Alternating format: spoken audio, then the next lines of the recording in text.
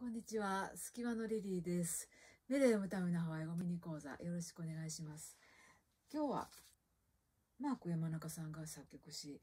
彼のアルバムのタイトルにもなっているレフアを取り上げてみました。レフアのレイという意味ですけれども、レフアというとハワイ島ビッグアイランドを象徴するお花ですけれども、この楽曲レフアでもハワイ島のことが歌われています。早速1番の歌詞を見てみたいと思います。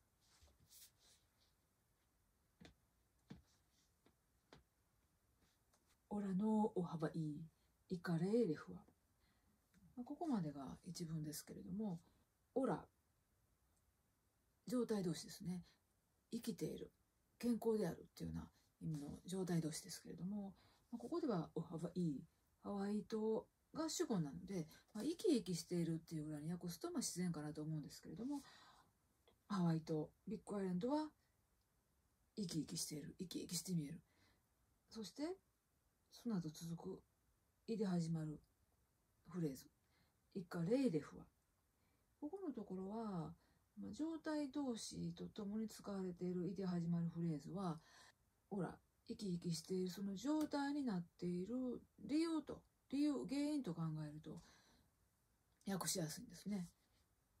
イカレイレフは、レフアのレイで飾られていることでハワイ島は生き生きして見えると。直訳するとそんな意味ですね。カベヒオケアベ、ケアベの島のカベヒ、飾り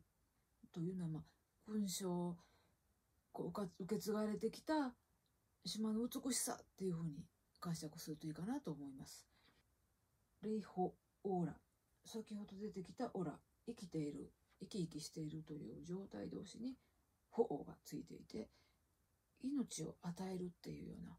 能動的な意味になっていると解釈していいと思うんですけれども、大地に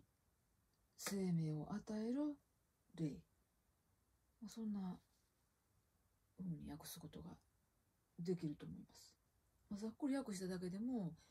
レフアの霊というのが特別な意味合いで使われているなということはなんとなく感じられると思うんですけれども、この後2番ではレフアといえばハワイ島ヒロのカニレフアというところで雨ですね、カニレフアの雨のことが2番では語られています。不思議なのは3番に出てくるレフアなんですね。お花のレフアではなくて、ハワイの島々が東西に連なってますけれども、一番西のカウアイ島よりもまだ西のニーハウ島の沖にある無人島レフアのことが3番で歌われてるんですね。お花のレフアと同じ名前の島があるというところで登場していると、そんな風に読んでしまってもとりあえずは納得できるかなとは思うんですけれども、そもそもそんな西の端のしかも無人島の小さな島が